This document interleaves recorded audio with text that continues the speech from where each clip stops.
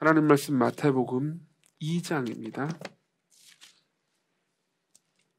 마태복음 2장 13절부터 23절.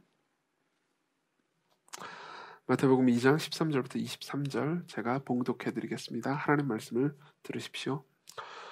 그들이 떠난 후에 주의 사자가 요셉에게 현몽하여 이르되 헤롯이 아기를 찾아 죽이려 하니 일어나 아기와 그의 어머니를 데리고 애굽으로 피하여 내가 내게 이르기까지 거기 있으라 하시니 요셉이 일어나서 밤에 아기와 그의 어머니를 데리고 애굽으로 떠나가 헤롯이 죽기까지 거기 있었으니 이는 주께서 선지자를 통하여 말씀하신 바 애굽으로부터 내 아들을 불렀다 함을 이루려 하심이라.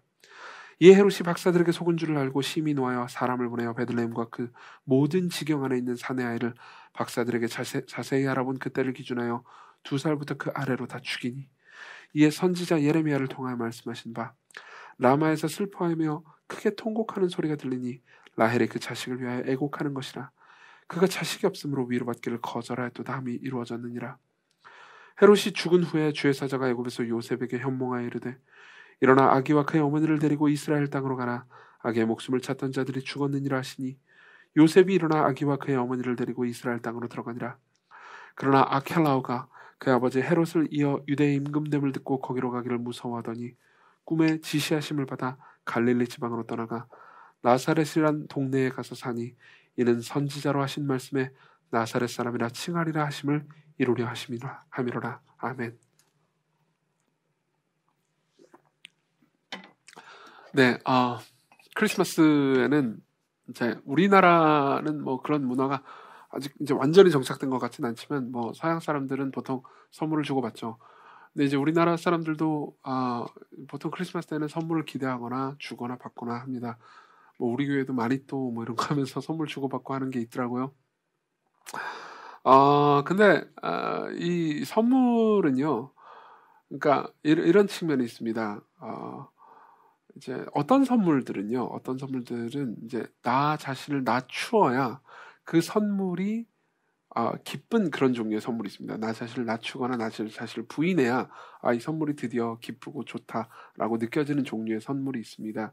예를 한번 들어볼게요. 누가 저한테 이제 책을 하나 선물해 줬다고 합시다. 전 책을 좋아하니까 책 선물 자체는 즐겁죠. 근데 이제 책을 선물해 줬는데 그 책 제목이 예를 들면 게으름이라고 해봅시다. 뭐 이제 김남준 목사님 쓰신 책이 있죠. 저는 뭐 이 책을 뭐 추천하거나 뭐 폄하하거나 이런 의도로 하는 게 아닙니다. 그냥 예를 드는 거예요. 그래서 이제 게으름이라는 책을 제가 받았습니다. 그러면 이제 당장 어떤 생각이 들까요? 뭐야 지금 나 게으르다고 생각하는 거야? 라는 생각이 들 수 있죠. 그러니까 이걸 어떻게 보느냐에 따라서 이 선물 자체가 그 상대방은 이제 돈 들여가지고 나한테 선물을 했지만 선물 자체가 제가 저 자신을 낮추지 않는다면은 이 선물 자체가 기쁜 선물이 될 수가 없겠죠. 그죠? 그런 종류의 선물이 있습니다. 마찬가지예요. 사실 크리스마스 때 물론 이제 크리스마스가 실제로 예수께서 태어나신 그 날은 아닙니다. 우리는 그 날이 언제인지 몰라요. 하지만 이제 이 성육신이라는 게 하나님께서 우리에게 주신 최고의 선물이라고 한다면 사실 우리가 그 선물이 정말 기쁘다, 우리 즐겁다라고 느끼기 위해서는 나 자신을 이해하고 낮출 필요가 있습니다. 다시 말하면 예수 그리스도라는 선물이야말로 나 자신이 어떤 존재인지 그리고 내가 얼마나 이 죄악된 존재인지를 되돌아보고 인정하지 않으면 받을 수 없는 그리고 기뻐할 수 없는 선물이라는 거죠. 지금 이 이야기가 우리가 읽은 이 본문의 이야기가 그것을 말해줍니다. 우리는 보통 크리스마스를 생각할 때, 그러니까 뭐 평화, 선물, 뭐 로맨틱한 분위기, 뭐 사랑, 뭐 이런 거에 대해서 쉽게 생각할 수 있지만 1세기 크리스마스는 정말 끔찍했습니다. 10대 미혼모 여자가 있고요. 그걸 의심하는 남편, 그리고 그 주변에서 이제 벌어지는 끔찍한 정치적 이야기들. 그리고 지금 우리가 읽은 본문은 이 예수께서 아마 이제 태어나신 지 1년 혹은 2년이 지난 상황일 겁니다. 그렇지만 이제 여전히 예수님의 생애 초기임에는 분명하죠. 그때 벌어진 일들은 아주 끔찍하고 잔인한 이 유아학살이었습니다. 그리고 이 유학살 이야기 전후에 예수께서 이제 이 애굽으로 가셨다가 돌아가는 이야기가 있죠. 지금 우리가 읽은 부분은 총 3부분의 이야기로 되어 있는데 첫 번째 부분은 예수께서 애굽으로 가신 이야기, 그리고 두 번째 부분은 헤롯의 유학살, 그리고 세 번째 부분은 예수께서 애굽에서 다시 돌아오신 이야기로 구성됩니다. 그리고 각 부분의 이야기는 마태의 해석이 담겨 있습니다. 마태가 구약 성경을 인용해 오면서 이 사건이 구약 성경의 어떤 예언을 성취한 것이다 라고 이야기를 해주죠. 그 마태의 해석이 15절과 18절과 23절에 나와 있습니다. 그래서 이 세 개가 단위가 되죠. 근데 이 세 개의 이야기를 총체적으로 이제 이렇게 쭉 위에서 보면은 이제 하나의 드라마가 구성됩니다. 그리고 이 드라마에는 두 주인공이 있어요. 하나는 악한 왕이고요. 또 하나는 위대한 왕, 선한 왕, 아름다운 왕이죠. 그래서 이 전체 드라마를 이렇게 세 막으로 여러분들에게 말씀드리겠습니다. 첫 번째로는 우리는 왕 때문에 통곡한다는 것, 악한 왕 때문에 통곡한다는 것. 여기서 이제 우리는 헤롯 이야기를 하게 될 겁니다. 그리고 두 번째로 우리를 위한 왕, 우리의 자리에 오신 왕에 대해서 이야기를 할 겁니다. 그리고 세 번째로 그분이 우리의 자리에 계시다는 것, 그리고 그분이 얼마나 선하시고 위대하신지 우리와 함께 하셨다는 것을 말해주면서 이 스토리 전체를 훑어가 보도록 하겠습니다. 첫 번째로는 우리는 악한 왕 때문에 통곡한다는 이야기를 해보죠. 여기서 보면 이제 헤롯이 어떤 일을 했는지를 볼 수가 있습니다. 동방의 박사들이 이제 헤롯 왕 앞에 나타나서 유대인의 왕으로 나신 이가 어디 계시냐라고 물을 때 헤롯은 분노했습니다. 마음속 깊은 곳에서 분노했죠. 내가 유대인의 왕인데 누가 유대인의 왕이란 말이야? 라고 생각했을 겁니다. 그래서 박사들한테는 이렇게 얘기합니다. 그 왕으로 나신 아기를 찾으면 나한테 이야기해라. 그럼 나도 가서 그에게 경배하겠다라고 말하지만은 사실은 가서 그러니까 이제 아기를 예수님을 죽이려고 했던 거죠. 근데 이제 박사들은 왕께 경배하고 나서 꿈에 지시하심을 받았어요. 이제 이 헤롯 왕을 들리지 않고 다시 돌아갑니다. 자기 나라로. 그리고 나서 이제 헤롯은 결국 그걸 알게 되죠. 그래서 16절을 보십시오. 16절을 보면요. 이에 헤롯이 박사들에게 속은 줄을 알고 심히 노하여 사람들을 보내어 베들레헴과 그 모든 지경 안에 있는 사내 아이를 박사들에게 자세히 알아본 그때를 기준하여 2살부터 그 아래로 다 죽이니라고 말합니다. 그러니까 이제 헤롯은 거기 가서 이제 유아학살을 한 거죠. 어떤 사람들은 이 무시무시한 일이 그러니까 오직 성경에만 기록되어 있고 당시에 다른 역사책들에 기록되어 있지 않은 것 때문에 이 사건이 그러니까 원래 없었던 일 아니냐, 마태가 지어낸 얘기 아니냐라고 의심하곤 합니다. 근데 실제로 1세기 당시의 역사를 잘 아는 사람들이라면은 그렇게 얘기하지 않습니다. 왜 그런지 말씀드릴게요. 헤롯 왕요 정말 상상을 초월할 정도로 잔인한 왕이었습니다. 무슨 말이냐면은 이때 당시 베들레헴의 인구를 최대치로 쳐도 약 1000명이 안 되었을 겁니다. 근데 그 중에서 이제 당시의 인구 비율을 통해서 계산을 해보면은 아마 죽은 아기는 20명부터 30명 사이일 겁니다. 사실 20명 이하일 가능성도 높아요. 근데 문제는 뭐냐면은요. 그러니까 아기를 뭐 20명, 30명 이런 거 죽인다거나 뭐 사람들을 몇십 명 정도 죽이는 일들은 당시의 헤롯 정권에서는 그냥 흔한 일이었습니다. 실제로 헤롯 정권 때는요. 그러니까 뭐 지난주에도 말씀드렸지만은 뭐 자기 아들들과 뭐 아내를 죽인 적도 있고요. 그리고 그냥 궁중에 있는 이 신하들을 그냥 하룻밤 사이에 300명을 죽여버린 일들도 있었습니다. 이런 일들조차도 그냥 흔한 일이었어요. 예. 그러고 나서 이제 말년에는 더 비참하고 더 끔찍한 명령을 내립니다. 제가 나중에 좀 이따 말씀드릴까요? 그러니까 사실 이제 20-30명 죽인 정도의 일은 그렇게 헤롯 이 통치하에서 그렇게 대단한 일은 아니었던 거죠. 물론 20-30명의 아기가 죽은 것이 대단한 일이 아니라고 말씀드리는 건 아닙니다. 너무너무 끔찍한 일이죠. 그렇지만 당대의 헤롯은 그 정도로 폭압적이었다는 겁니다. 그리고 나서 이 사건을 가리켜서 이제 마태는 거기에 주석을 붙입니다. 그러니까 마태는 여기에 대한 해석을 덧붙입니다. 이게 17절, 18절에서 나오는 말인데요. 제가 읽어드리겠습니다. 이에 선지자 예레미야를 통하여 말씀하신 바 라마에서 슬퍼하며 크게 통곡하는 소리가 들리니 라헬이 그 자식을 위하여 애곡하는 것이라 그가 자식이 없으므로 위로받기를 거절하였도다 함이 이루어졌느니라 라고 말합니다. 이 본문은 실제로 이제 예레미야 31장 15절을 인용한 겁니다. 근데 이제 이 본문 보면 이게 무슨 뜻이지? 갑자기 라헬이 왜 나와? 이렇게 생각할 수 있습니다. 라헬은 많은 분들이 아시다시피 이제 이스라엘의 족장 중에서 야곱의 부인이었죠. 그리고 12지파 중에 이제 이 몇 명의 아들들의 어머니였습니다. 근데 이제 지금 이 예레미야 때는 한참 뒤의 일이거든요. 그러니까 이제 실제 당시에 라헬이 울었다라는 의미가 아닙니다. 그러니까 라헬을 표현해서 이제 당시에 이스라엘 모든 어머니들, 그리고 이스라엘의 모든 부모들이 너무 많이 통곡하고 고통스러워했다라는 이야기를 하고 싶은 거죠. 실제로 그러면 이 얘기를 왜 하는 걸까요?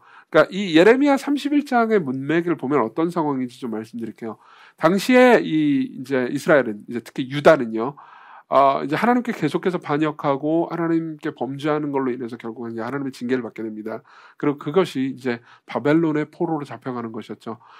당시에 바벨론은 이제 거의 세계 최강대국이라고 볼 수 있을 만한 상황이었고요. 그래서 이제 여러 나라들을 정복하는데 특히 유다를 아주 잔인하게 진압합니다. 그리고 나서 이제 유다에 있는 사람들을 끌고 갈 때 라마라는 지역에서 아주 잔인한 대학살을 합니다. 그 중에서 이제 이 아이들도 엄청나게 많이 죽었죠. 그리고 예레미야 선지자는 그 모든 광경들을 보면서 이렇게 이야기를 한 겁니다. 라마에서 슬퍼하며 크게 통곡하는 소리가 들리니 라헬이 그 자식을 위하여 애곡하는 것이라. 그가 자식이 없으므로 위로받기를 거절하였도다. 이렇게 이야기를 하는 겁니다. 사실 이 이야기를 통해서 우리는 이제, 그러니까 포로된 사람들 있잖아요. 포로된 사람들이 이제 자기 나라를 잃어버렸잖아요. 그리고 포로된 사람들이 이제 바벨론이라는 압제자로부터 압제당하는 것이 얼마나 고통스러운 일인지, 그리고 그 고통 때문에 위로받을 수도 없을 정도로, 위로를 거절할 정도로 괴로워했는지에 대해서 쭉 이야기를 해주는 거죠. 근데 이제 마태가 이 말을 인용할 때는 이제 어떤 의도냐면 이런 의도입니다. 사실 이 사건을 자세히 살펴보잖아요. 이 사건을 자세히 살펴보면 이스라엘 역사 전체가 좀 보이는 측면이 있습니다. 특히 지금 우리가 읽은 이 본문 전체를 살펴보면은 이스라엘 전체 역사 전체 가운데서 출애굽 사건이 생각이 안 날 수가 없습니다. 왜 그런지 말씀드릴게요. 여러분들이 출애굽기를 자세히 읽어봤다면, 자세히도 필요 없습니다. 그냥 대강이라도 읽어봤으면은요, 여러분들이 이 본문을 읽고 출애굽기를 읽었을 때 유사한 점이 굉장히 많다라는 것을 알게 될 겁니다. 보세요. 바로하고, 당시에 이집트의 왕이죠. 바로하고 헤롯은 둘 다 뭘 명령했죠? 유아학살을 명령했습니다. 그리고 하나님께서는요, 이제 바로가 유아학살을 명령했을 때 모세를 구해내십니다. 이스라엘 백성들을 구하시기 위해서요. 마찬가지로 하나님께서는요, 헤롯이 유학살을 명령했을 때 예수 그리스도를 구해내십니다. 예. 그리고 온 세상을 구원하시기 위해서 이 일을 하셨죠. 둘 다 비슷한 이야기 아닙니까? 그리고 이 비슷한 이야기는 또 이제 이 예레미야에서 이야기했던 그 정황하고 맞물리고, 그리고 또 지금의 정황과 맞물리잖아요. 그러면 또 이제 유사성이 발견됩니다. 보십시오. 출애굽 당시를 생각해 보십시오. 이스라엘 백성들은 자기 나라를 잃어버린 상태에서 난민과 포로 생활을 하고 있었습니다. 즉 바로에게 압제당하고 있었죠. 그래서 유아학살과 이런 여러 가지 출애굽과 여러 가지 일들이 일어난 겁니다. 마찬가지로 이 이스라엘 백성들이 이제 바벨론에 잡혀갈 때 있잖아요. 그때 역시 압제자로부터 이제 압제를 당하고 있었죠. 자기 나라를 잃어버리고 포로 생활과 난민 생활을 하고 있었습니다. 그리고 지금 이 시기 있잖아요. 마태복음 2장에서 나온 이때도 마찬가지입니다. 이때는 로마의 정권 하에서 신음하고 있었습니다. 지난주에도 말씀드렸듯이 헤롯은 정통 유대인이 아니었고 유대와 에돔의 피를 반반 가지고 있었습니다. 그리고 로마가 유대를 이제 압제하기 위해서 이제 세운 왕 중에 하나가 이제 헤롯 대왕인 거죠. 헤롯은 이제 굉장히 압제적인 왕이었지만은 로마 정권을 향해서는 굉장히 이제 뭐라고 해야 될까요? 아부를 떨었거든요. 그렇기 때문에 이걸 통해서 마태가 하고 싶은 이야기는, 그러니까 단순히 이스라엘 백성들의 역사뿐만 아니라 모든 인간이 삶에서 경험하는 압제와 고통을 표현하고 싶은 겁니다. 그러니까 이렇게 얘기하는 거죠. 모든 사람들은 자신의 삶의 영역에서 압제자로 인해서 압제당하고 있다라는 말을 해주고 있는 겁니다. 우리는요, 압제하는 왕 때문에 때로는 통곡합니다. 이게 무슨 말인지 잘 이해가 안 될 수 있습니다. 그렇지만 삶을 되돌아보면은 비슷합니다. 물론 지금 우리가 살고 있는 대한민국 사회는요, 뭐 이러한 압제자나 독재자가 있지는 않았습니다. 그렇지만 뭐 이때만 유아학살이 있고 지금은 없다, 그렇게 말할 수는 없습니다. 지금도 전 세계 곳곳에 어딘가에는요 유아학살이 있습니다. 뭐 아이들을 지금도 누군가는 잔혹하게 폭행당하고 죽고 있을 겁니다. 그게 무슨 먼 나라까지 갈 것도 없습니다. 대한민국에서도요. 지금도 누군가는요. 그러니까 가정에서, 사실 가정은 굉장히 생각해보면 따뜻한 공간이기도 하지만요, 지극히 폐쇄적인 공간이라서 거기에서 폭력과 압제가 있을 때 우리는 너무너무 큰 고통을 당합니다. 그리고 그 고통은 거의 평생의 트라우마로 남게 되죠. 지금도 누군가는 그렇게 폭행당하고 있을 겁니다. 이건 먼 나라의 이야기가 아닙니다. 그럼 여러분들이 이렇게 생각할 수 있습니다. 나는 정상적이고 괜찮은 과정에서 자랐고 나는 지금 특별히 압제당하고 있지 않은데라고 생각할 수 있습니다. 하지만 여러분들의 삶을 가만히 되돌아보십시오. 여러분들의 삶에서요, 뭐 회사라든가 뭐 학교라든가 혹은 여러분들이 있는 입장에서 여러분들은 사람들 사이에서 어떤 뭐 이 조직에서 어떤 위계 질서를 가진 곳에서 살아가고 있습니다. 그리고요, 사람들은요, 자신에게 아주 작은 권한이라고 있을 때는요, 이 권한을 이용해서 사람들을 컨트롤하고 싶어 하죠. 그렇죠? 그게 뭐 회사든 학교든 뭐 직장이든 심지어 집이라도 마찬가지입니다. 여러분들이 이제 작년에도 우리 교회에 계신 분이라면은 아마 그 고려신학대학원의 김성수 교수님을 아실 겁니다. 제가 그 교수님한테 배웠고요. 그리고 저는 이제 그 교수님한테 구약성경을 배웠는데 제가 가장 존경하는 교수님 중에 한 분입니다. 근데 이제 그분의 뭐 존경할 만한 점은 뭐 학문이나 여러 가지 이제 가르치는 측면에서도 그렇지만은 저는 이제 그분의 성품을 통해서 굉장히 많은 것들을 배웠습니다. 그분이 근데 하신 말 중에서 이런 말씀이 있어요. 작년에 우리 교회 와가지고 이제 설교하실 때도 이런 얘기를 잠깐 하시긴 했는데, 저는 이제 제가 학생 때 그 이야기를 들었는데 굉장히 충격을 받았었습니다. 무슨 내용이었냐면 이런 거죠. 그러니까 이제 교수라고 하면은 뭐 교수가 무슨 권한이 있겠느냐 이렇게 생각할 수 있잖아요. 그렇죠?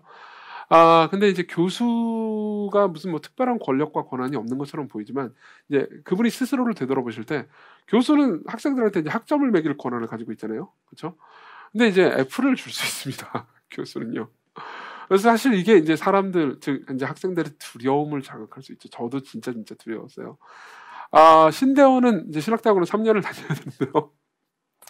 물론 신대원에서 정말 많은 것들을 배우고 또 행복한 기간이긴 했지만, 한편으로는요. 또 다른 한편으로는 그 3년은 너무너무 힘든 시간이었습니다. 그러니까 어느 정도로 힘든 시간이냐면요, 저한테 군대를 다시 갈래, 신대원을 다시 갈래, 그러면 저는 고민할 겁니다. 그러니까 그 정도로 힘들었어요, 정말. 근데 이제 그 중에서 여러 가지 힘든 것 중에 하나가 뭐냐면은 이제 이제 F죠. F를 맞을까봐. F를 이제 한 번이라도 맞게 되잖아요. 그러면은 3년 안에 무사히 졸업을 못해요. 1년을 더 해야 됩니다. 그럼 너무너무 큰 고통이란 말이에요, 그게. 그러니까 이제 이게 진짜 F 맞을까봐 매번 이제 괴로워하죠. 지금도 이제 배우민 전사님 이제 3년 다 끝났는데 이제 성적이 좀 있으면 나올 거예요. 근데 물론 이제 좋은 성적이 나오시겠지만 이제 F가 나오면은 이제 1년 더 다녀야 됩니다. 끔찍한 일이죠. 그러니까 이제 김성수 교수님이 그걸 생각을 해볼 때, 내가 이걸 가지고 학생들을 컨트롤하고 휘두를 수 있겠구나라는 생각을 한 거죠. 사실 이제 그런 생각을 하면서 스스로를 자기 반성한다는 것 자체가 이제 그런 마음이 없다라는 것을 얘기해주기도 하지만, 또 다른 한편으로 자기 안에서 그걸 발견하신 것이기도 합니다. 예. 내가 학생들을 훈육하고 양육하고 가르친다라는 명목하에 그들 위해 군림할 수도 있겠구나라는 생각을 했다는 것 자체가요. 맞습니다. 우리는 종종, 그러니까 이제 뭐 김성수 교수님 같은 분만 만나면 참 좋겠지만, 우리는 종종 그 이상, 그보다 훨씬 더 고통스러운 사람들을 만납니다. 여러분들의 직장 상사가 그럴 수도 있고요. 그리고 뜻밖에도 여러분들의 가족 중에 하나가 그럴 수도 있습니다. 예. 가족 중에서 뭐 실제로 물리적인 폭력을 행사하지 않는다 하더라도, 예를 들면 이런 것들도 폭정 중에 하나입니다. 그러니까 뭐 나는 정말 지나치게 예민하고 섬세한 사람이야. 그러니까 네가 나한테 무슨 말이라도 해가지고 나를 상처 입히면은 나는 분노할 거야. 우리 가정의 이 분위기 장치를 망쳐버리겠어. 그래서 아주 차가워질 거야. 라는 방식으로 사람들을 괴롭히면서 사람들을 컨트롤하려고 하고, 그러면서 독재를 휘두를 수도 있습니다. 얼마든지 그럴 수 있죠. 부모가 자녀를 앞뒤할 수도 있고요. 자녀도 사춘기가 돼서요, 부모에게 분노를 뿜어내버려서 복수할 수도 있죠. 그렇죠? 이건 그렇게 먼 얘기가 아닙니다. 우리 모두는요, 어떤 의미에서든 압제당하고 있습니다. 그러면 바꿔서 생각해보죠. 압제를 당하기만 합니까? 아니요. 우리가 압제를 저지르기도 하죠. 생각하면 저도, 그러니까 어느 정도의 권한과 권력을 가지고 있습니다. 우리 교회에서 봉사하고 있는 교육자들에 대해서는 더더욱 그렇고요. 그리고 여러분들도 저를 보면서 저 사람이 어떤 권력을 가지고 있어, 뭐 어떤 힘을 가지고 있어라고 느끼실 수 있습니다. 그럼에도 불구하고 저는 스스로 이렇게 생각합니다. 나는 아주 작은 권한밖에 없어. 내가 뭘 사람들을 괴롭히겠어. 사람들이 나를 더 괴롭히는 게 더 많아. 이렇게 자기 연민을 할 수도 있습니다. 근데 아마도요, 헤롯도 그랬을 겁니다. 생각해보면요. 헤롯 역시 그랬을 겁니다. 헤롯 입장에서, 물론 헤롯은 폭군이었고 아주 나쁜 놈이었죠. 그렇지만 헤롯 입장에서는 나는 저 위에 있는 로마 황제인 아우구스투스에 비하면 아무것도 아니잖아. 왜 여기 있는 나라 사람들은 내 말을 잘 안 듣는 거야? 라고 생각할 수 있습니다. 얼마든지 그 폭군조차도 자기 연민에 사로잡힐 수 있었던 거죠. 우리도 마찬가지입니다. 우리도 가족을요, 그리고 회사에서 친구들을요, 사람들을요, 우리 자신의 어떤 방식으로든, 그게 꼭 물리적 폭력이 아니라 하더라도 어떤 방식으로든 사람들을 컨트롤하고 지배하려고 할 수 있습니다. 무슨 말이냐면요. 폭정은요, 멀리 있는 게 아니라는 겁니다. 압제 역시 멀리 있는 게 아니라는 겁니다. 왜 그럴까요? 간단하죠. 우리 마음 가운데 교만이 그 일을 하기 때문입니다. 이 헤롯을 보십시오. 실제로 헤롯이 죽이려고 했던 게 누굽니까? 물론 헤롯은 그러니까 왕이 될 다윗의 자손을 죽인다고 생각하고 죽이려고 했을 겁니다. 그렇지만 실제로 헤롯이 죽이려고 했던 사람은요, 누구죠? 하나님입니다. 하나님입니다. 이걸 생각해보면요, 우리가 종종 우리 안에도 헤롯이 있다는 것을 발견할 수 있습니다. 우리는요, 물론 우리가 예수 그리스도를 믿고 하나님을 나의 왕으로 섬긴다 하더라도요, 우리는 종종 마음속 깊은 곳에서 우리 입으로는 하나님을 왕으로 섬긴다고 하지만 실제로는 하나님하고 동등한 위치에 서려고 생각하는 경우가 많습니다. 예를 들면요, 우리는 보통 이런 식으로 생각할 때가 있습니다. 하나님이라 하더라도 나 자신의 동의와 허락 없이는 우리에게 명령할 수 없다고 생각하는 거죠. 이거는요, 나와 하나님을 동급으로 오는 겁니다. 예를 들면 저는요, 제가 여러분들한테 무언가를 명령할 때 저는 부탁해야 합니다. 상대방을 지금 방송실에서 있는 제한테 뭘 부탁할 때 뭘 해주겠냐라고 부탁할 수 있습니다. 그리고 동의할 때 뭐가 이루어지겠죠. 그건 자연스러운 겁니다. 그렇지만 하나님은요, 여러분들에게 부탁하셔야 되는 분이 아닙니다. 하나님도 나한테 부탁해서 내가 허락을 받아야 그분이 명령할 수 있다고 생각하면요, 우리는요, 우리와 하나님을 동급에 두고 있는 겁니다. 우리 안에 헤롯이 있는 거죠, 사실은. 다른 방식도 있습니다. 예를 들면 우리가 하나님이 나한테 명령하는 건 당연하죠 라고 생각한다 하더라도요, 근데 그 명령을 순종하는 것은 내 기분이 적당해질 때만 하겠습니다 라고 말한다면 결국 마찬가지입니다. 내가 마음이 올라올 때, 내가 순종하는 마음이 막 이렇게 마음에서 샘솟아올 때, 그때서야 하죠. 근데 내가 예정교리 이런 것들을 들었을 때 그 마음, 순종하고 싶은 마음도 하나님이 주시는 거라면서요. 그럼 내가 순종 안 하면 당신 책임이겠네? 이렇게 말하는 것도 똑같습니다. 물론 우리들 누구도 명시적으로 이렇게 말하지는 않습니다. 종종 명시적으로 말하기도 하지만 보통은 명시적으로 말하지 않습니다. 마음속에서 이렇게 생각하는 거죠. 또는 이렇게 생각하는 겁니다. 내가 하나님께 순종을 했어요. 좋습니다. 거기까지는. 근데 이게요, 내가 하나님께 드리는 호의라고 생각하는 거죠. 그러면요, 이 모든 것들은요, 사실상 나 자신을 하나님과 동급에 놓는 겁니다. 여기에서 우리는요, 그러니까 나 자신이 신이 되고 싶어하는 마음을 발견할 수 있는 거죠. 폭군은 멀리 있는 게 아닙니다. 근데요, 좀 들어보십시오. 우리가 이렇게 내가 폭군이 되기를 선택할 때요, 이런 반역을 할 때는요, 사실 우리는 뜻을 이루지 못한다는 걸 생각해야 됩니다. 헤롯을 보십시오. 헤롯이 진짜 죽이고 싶었던 사람은 누굽니까? 유대인의 왕으로 태어나신, 온 세상의 왕으로 태어나신 예수 그리스도죠. 그래서 베들레헴에 가서 다 죽여버렸습니다. 근데 헤롯은요, 뜻을 이루지 못했습니다. 헤롯은요, 정작 자기가 죽이고 싶어하는 사람은 죽이지 못하고요, 애꿎은 사람들만 잔뜩 죽였죠. 그렇죠? 마찬가지입니다. 실제로요, 헤롯은 자신의 정적을 제거했다고 생각하지만 실제 진짜 자기가 원하는 것은 얻지 못했을 겁니다. 헤롯이 왜 그렇게 사람들을 압제했을까요? 왜 그렇게 사람들을 컨트롤했을까요? 헤롯이 진짜 원했던 건 뭘까요? 사실은요, 사람들로부터 높임받고 싶었을 겁니다. 다시 말하면요, 사람들로부터 존경과 사랑을 받기를 원했을 겁니다. 그걸 어떻게 담보하냐고요? 증거가 있습니다. 헤롯의 말년을 보면 알 수 있죠.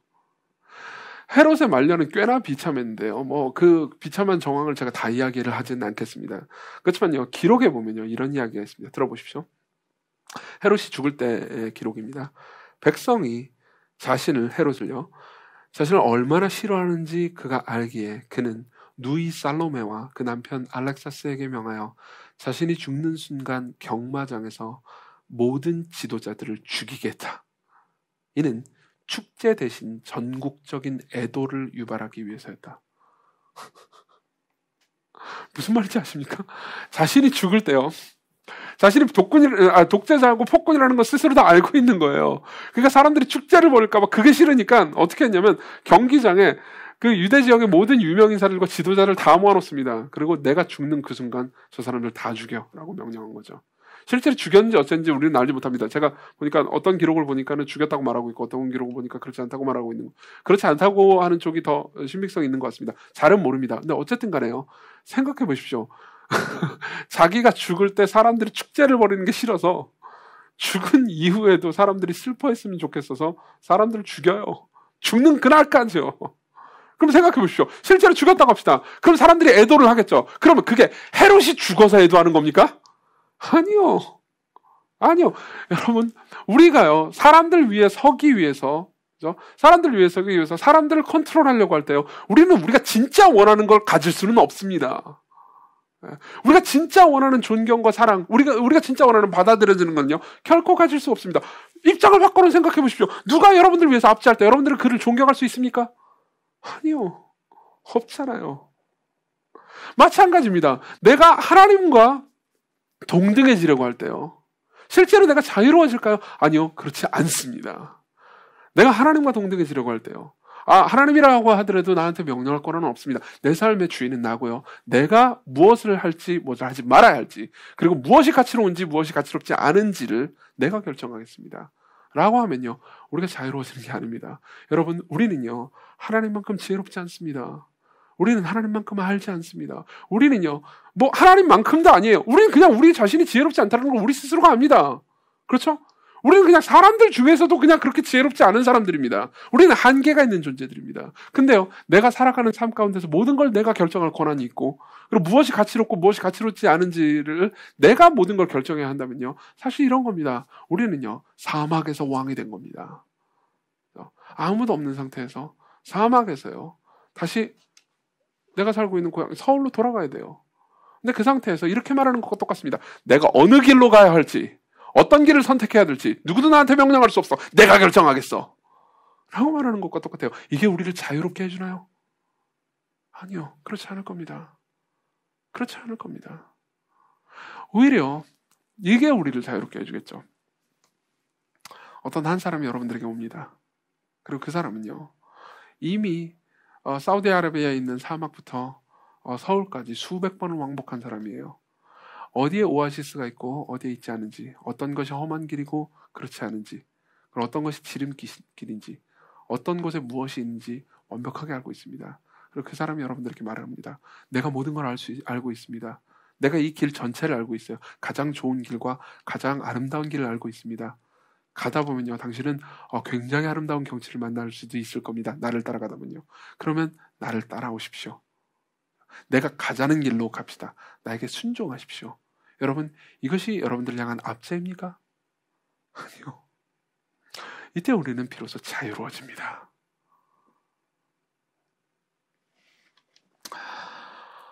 그러면요, 우리 이제 그 다음에 이걸 물어볼 수 있죠. 좋습니다.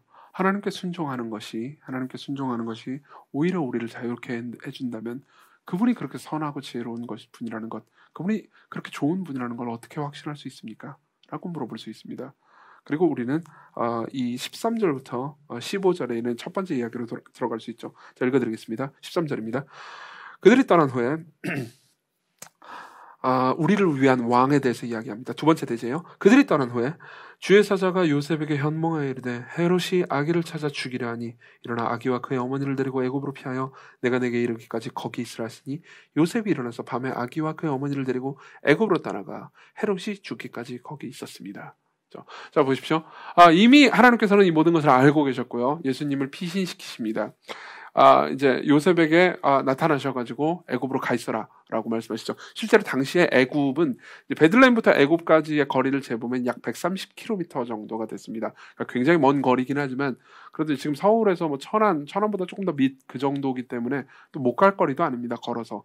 그래서 이제 걸어서 이제 피신을 가는 거죠. 그리고 이제 애굽의 국경까지가 그랬고, 그 안쪽으로 들어가면 알렉산드리아 근처에 유대인들만 살고 있는 공동체가 있었습니다. 물론 이제 거기서도 유대인들은 압제당하긴 했지만 최소한 헤롯의 관할권 바깥이었거든요. 그러니까는 이제 헤롯이 뭐 함부로 뭘 할 수 있는 곳은 아니었어요. 그래서 뭐 정치적 망명자들이 거기 많이 거하기도 했죠. 그래서 그쪽으로 이제 가게 됩니다.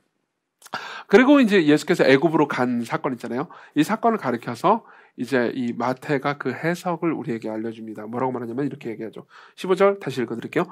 헤롯이 죽기까지 거기 있었으니 이는 주께서 선지자를 통하여 말씀하신 바 애굽으로부터 내 아들을 불렀다 함을 이루려 하심이라.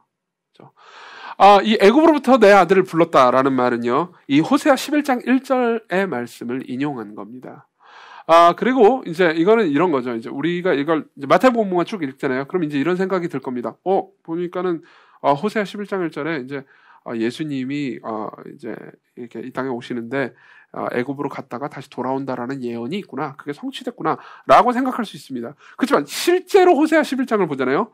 그럼 완전 딴 얘기가 있습니다. 호세아 11장 1절부터 2절을 제가 읽어드릴게요. 들어보십시오. 이스라엘이 어렸을 때 내가 사랑하여 내 아들을 애굽에서 불러냈거늘 선지자들이 그들을 부를수록 그들은 점점 멀리하고 바알들에게 제사하며 아로새긴 우상 앞에서 분향하였느니라. 자, 여기서 내 아들은 누구죠? 예수님을 가리키는 게 아닙니다. 이스라엘을 가리키는 거죠. 그죠? 지금 호세아는 이렇게 얘기하고 있는 겁니다. 호세아를 통해서 하나님께서는 이렇게 말씀하시는 겁니다. 내가 이스라엘 백성들을, 내 아들들을 사랑해서 그들이 애굽에서 이 피난 생활하고 있을 때, 애굽에서 난민일 때 내가 사랑해서 그들을 불러내서 사랑해서 아꼈다. 내 아들로 삼았다. 근데 걔네들이 나를 배신했다. 근데 그놈들이 우상 숭배했다. 나는 지속해서 배신당했다. 내가 그들을 사랑했지만 그들은 나를 버렸다. 이 얘기를 하고 있는 거예요. 근데 마태는요, 이 이야기를 가지고 와서 예수 그리스도의 애굽에서 돌아온 사건 있잖아요. 애굽으로 간 사건. 이게 이 말씀을 성취한 거로 말합니다. 우리는 얼핏 볼 때 마태가 성경을 잘못 해석한 거 아니야? 문맥을 봐야지, 문맥을, 이렇게 생각할 수 있습니다. 아닙니다. 마태는요, 훨씬 더 깊은 의미를 가지고 이 얘기를 해주는 겁니다. 들어보십시오. 지금 여기서 호세아 11장의 문맥에서 생각해보죠. 호세아 11장의 문맥에서 여기서 말하는 아들은 비난받은 아들입니다. 맞죠? 나쁜 놈이에요. 이스라엘인데 나쁜 놈입니다. 근데 여기서만 나오는 아들 있죠. 그죠? 여기서 이 마태복음에서 나오는 아들은요, 누구죠? 예수님입니다. 죄 없으신 분이죠. 근데 그분이 애굽으로 간 사건을 호세아 11장의 말씀에 대입해서 이걸 성취됐다는 얘기를 통해서 마태가 진짜로 하고 싶은 이야기는 무엇일까요? 간단합니다. 그분이 자기 백성과 하나가 되셔서 자기 백성들과 같은 취급을 받기를 원하셨다는 거죠. 자기 백성들과 같은 취급을 받기를 원하셨습니다. 예수 그리스도는 죄인이 아니십니다. 죄를 지으신 적이 없어요. 그렇지만 예수 그리스도께서 죄인 취급, 비난받을 만한 사람 취급을 당하신 거죠. 그분의 백성이 죄인이시기에, 그분이 죄인이 아니지만 그분 역시 죄인 취급을 받으셨다는 겁니다. 그분의 백성이 난민들이기 때문에 그분 역시 난민이 되셨습니다. 애굽으로 가신 거죠. 그분의 백성들이 나그네였기 때문에 그분 역시 나그네가 되셨습니다. 그분의 백성들이 압제하는 자들이었기 때문에 그분은 압제를 당하셨죠. 결국 그분의 백성들로부터요.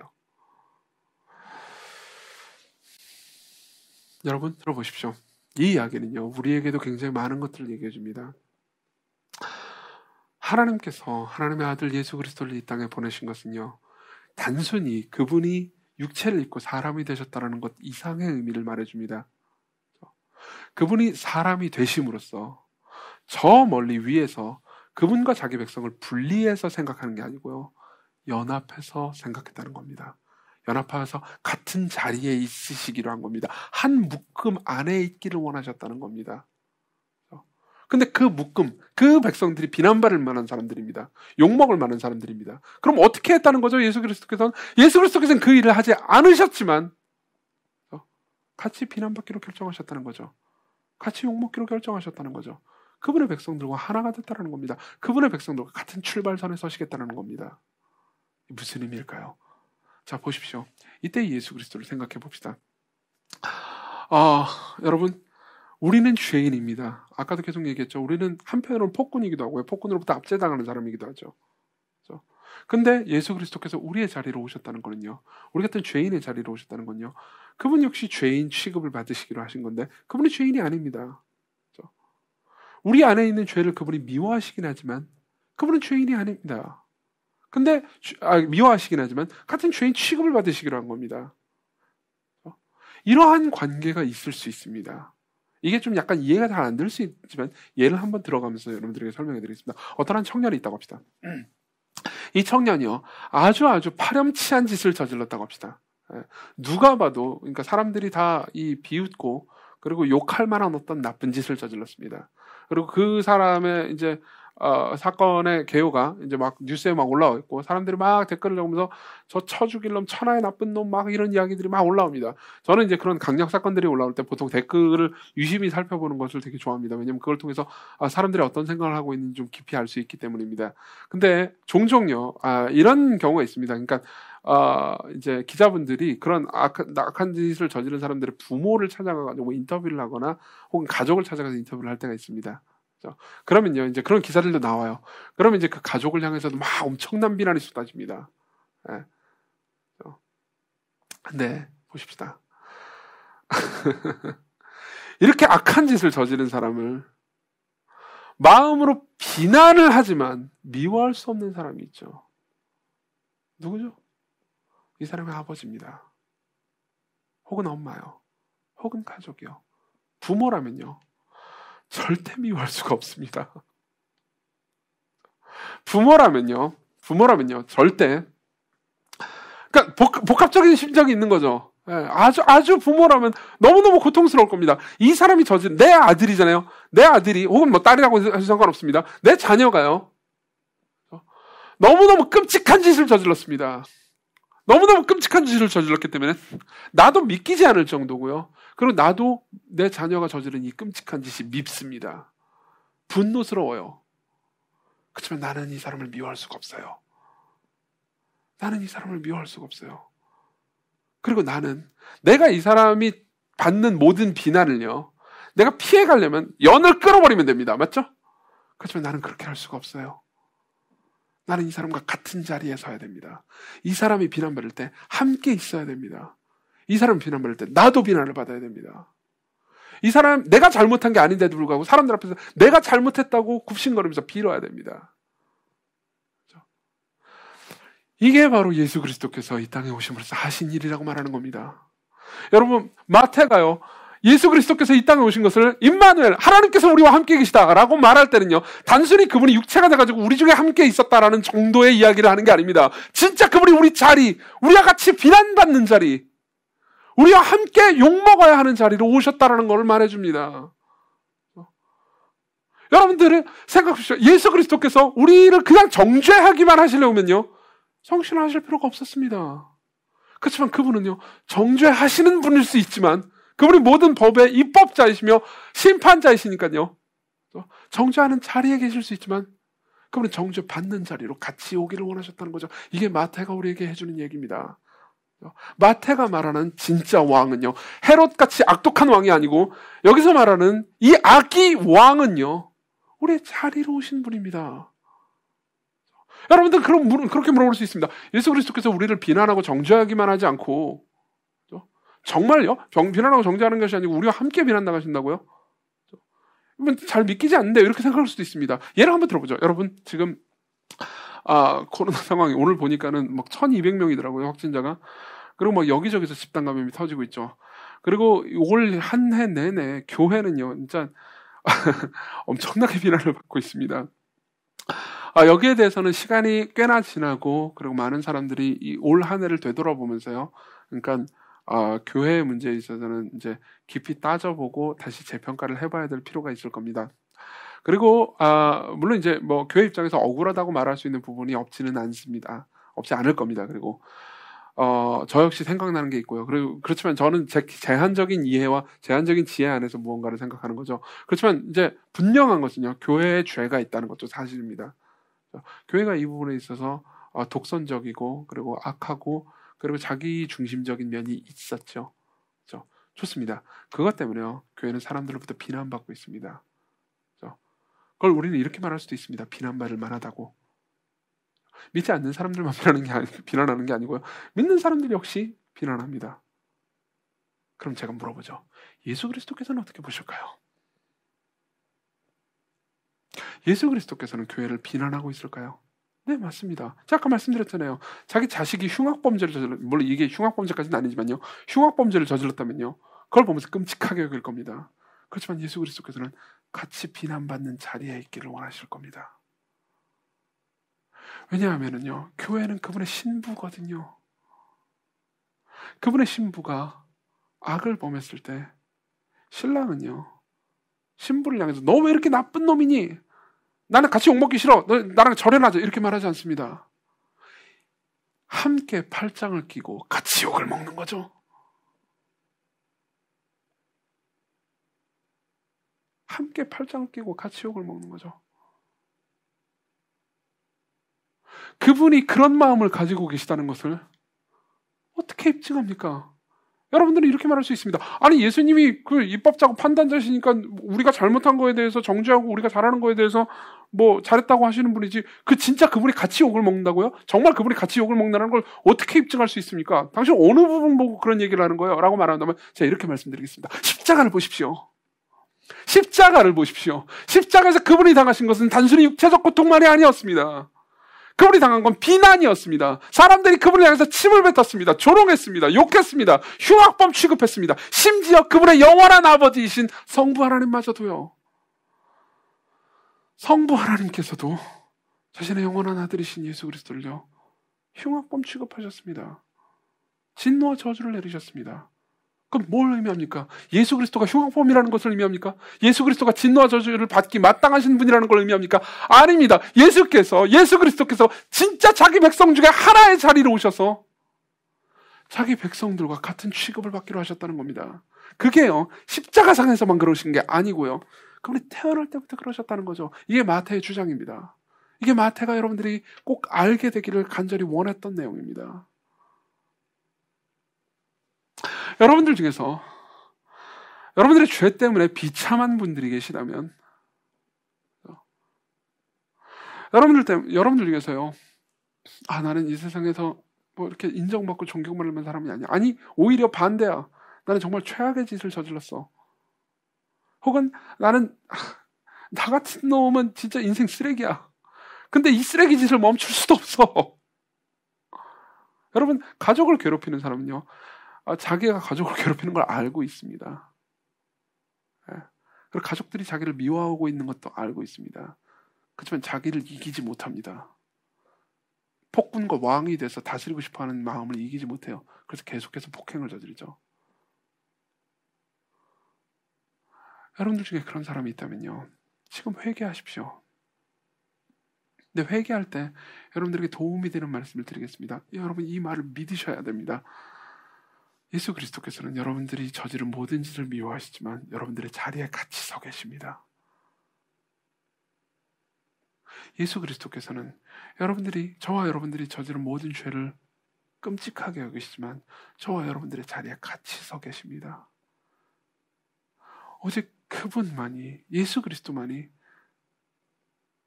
당신을 벌레 취급하지 않으시면서 당신의 죄와 맞서 싸우실 수 있는 분입니다.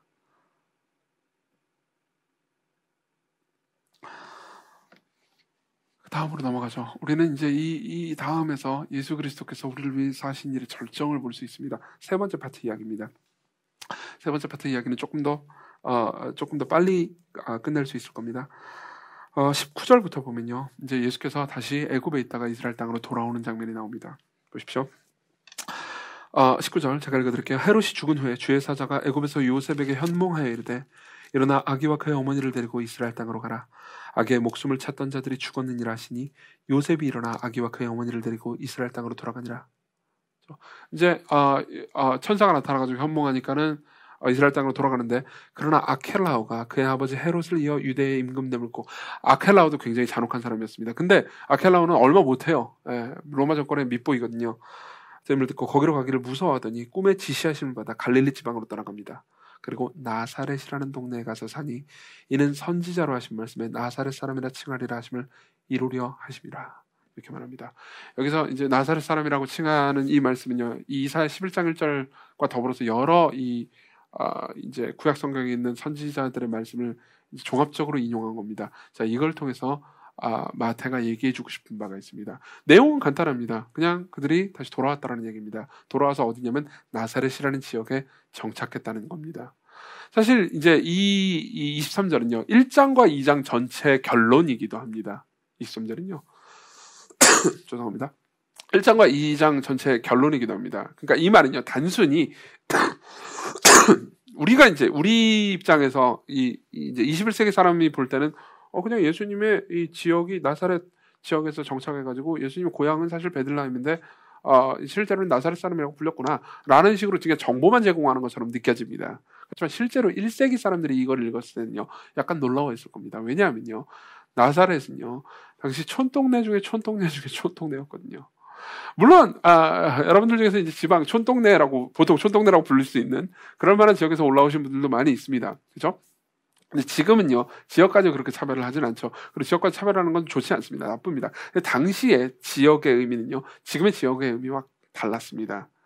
제가 이제 이 시리즈 첫 번째 설교를 할 때 족보 이야기하면서 족보가 일종의 이력서라고 얘기 드렸잖아요. 그걸 통해서 여러분들이 이제 그 족보의 의미를 좀 더 깊이 이해했을 거라고 생각합니다. 근데 마찬가지로요, 이 지금으로 치면요, 그러니까 내 출신 지역 이런 거는요, 지금의 학벌하고 비슷하다고 봅니다. 사실 학벌보다 더 깊은, 더 강한 의미를 가지고 있었다고 볼 수 있습니다.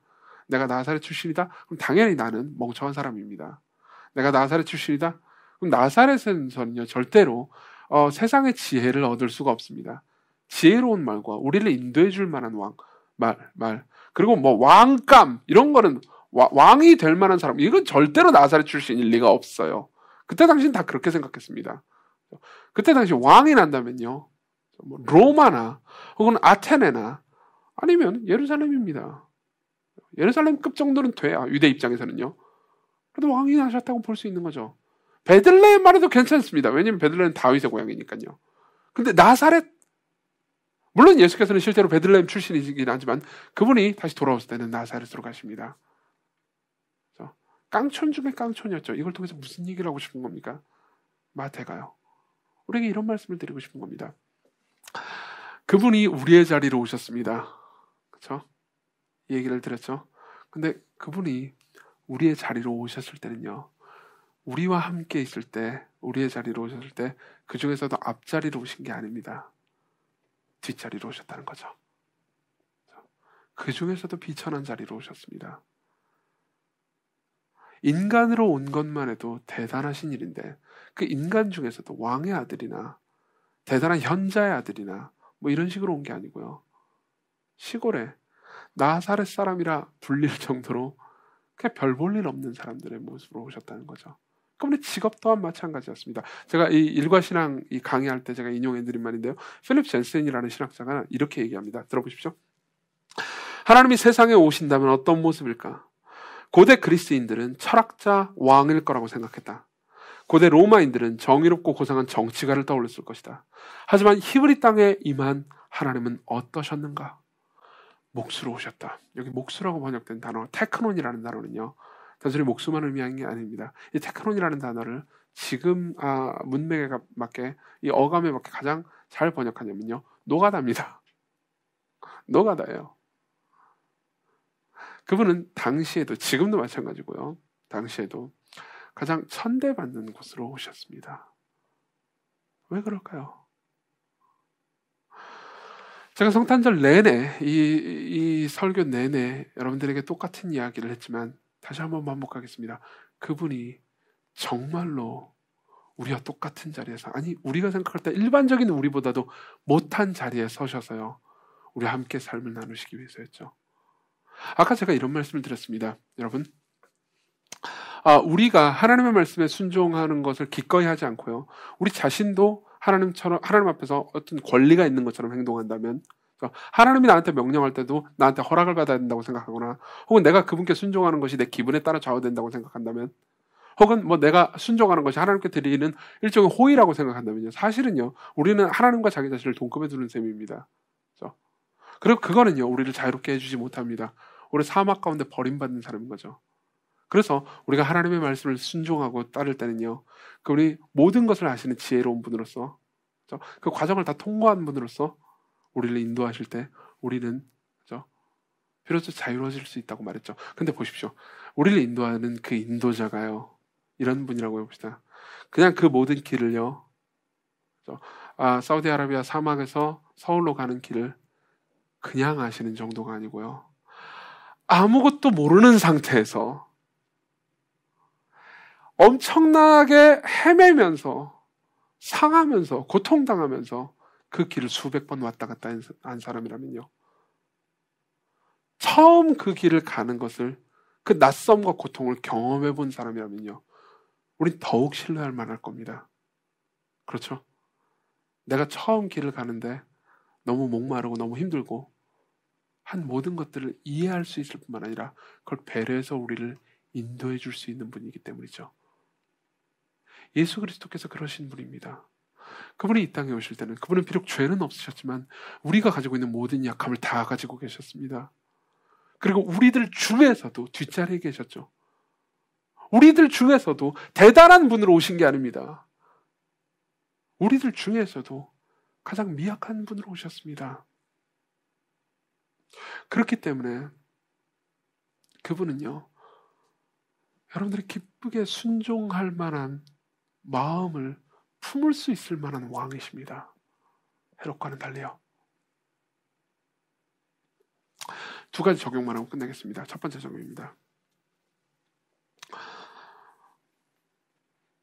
이 예수 그리스도께 여러분들을 맡기시고 담대함과 기쁨을 가지고 그분의 명령에 따르십시오. 여러분들 마음 가운데 그분의 명령을 따르는 것이 싫은 마음이 있다면요, 다시 한번 깊이 생각해 보십시오. 여러분들이 왕이 돼서 여러분들을 통치한다면 여러분들은 자유롭겠습니까? 그렇지 않습니다. 여러분들보다 더 잘 아시는 정말 선하신 왕이, 우리의 자리에 계시는 왕이 여러분들을 인도하는 것이 우리에게 최고로 자유로울 겁니다. 이 왕을 맞이하십시오. 두 번째입니다. 두 번째는 적용이라기보다요, 여담일에 가깝겠네요. 여담이긴 하지만 여러분들이 이 본문을 읽으면 꼭 이 생각이 들 것 같아서 이 여담을 좀 하겠습니다. 여러분들 중에서는요, 이 본문을 읽으면서 혹시 이런 생각을 하신 분이 계신지 모르겠습니다. 아니, 왜 예수님이 괜히 여기 등장해가지고, 지금 이때 유대 땅에 등장해가지고, 그거 안 나타났으면 됐을걸. 왜 괜히 등장해가지고, 애기들 다 죽고, 이거 죽은 애들 너무 억울한 거 아니야? 왜 여기 나타났어? 없었으면, 그럼 자기 혼자만 도망가고, 애굽으로.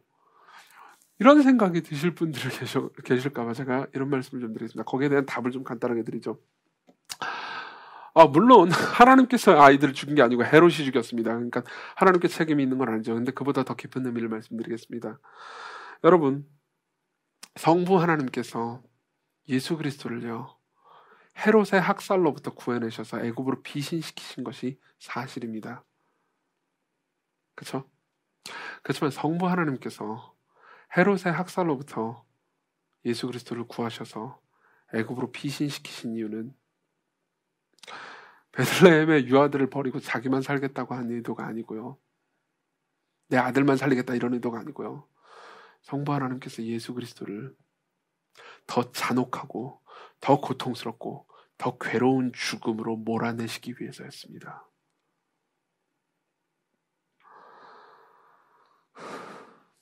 예수 그리스도께서는 베들레헴의 아이들을 몽땅 버리고 자기만 살겠다고 도망가신 게 아니고요, 베들레헴에서 억울하게 죽은 아이들 모두를 지옥에서 구해내시기 위해서, 그분이 지옥으로 걸어 들어가시기 위해서 애굽으로 가신 겁니다. 십자가를 보십시오.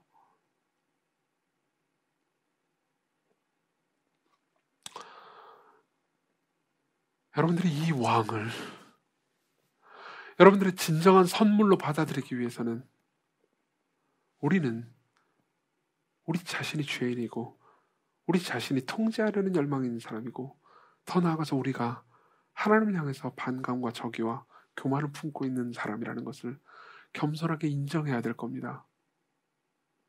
그렇지만 그러한 우리를 사랑하시고 그러한 우리와 함께 있기를 원하신 그 예수 그리스도를 여러분들이 알아갈 때, 여러분들이 자기 자신과 하나님의 아들이신 영원하신 예수 그리스도께서 무슨 일을 하셨는지 여러분들이 알아갈 때요, 여러분들은 예수 그리스도를 가장 놀라운 선물로 받아들일 수 있을 겁니다. 오늘 크리스마스 때 여러분들이 가장 기쁜 이유는요, 그리스도라는 선물을 받았기 때문에 기쁠 겁니다. 그리스도께로 오십시오. 같이 기도합시다.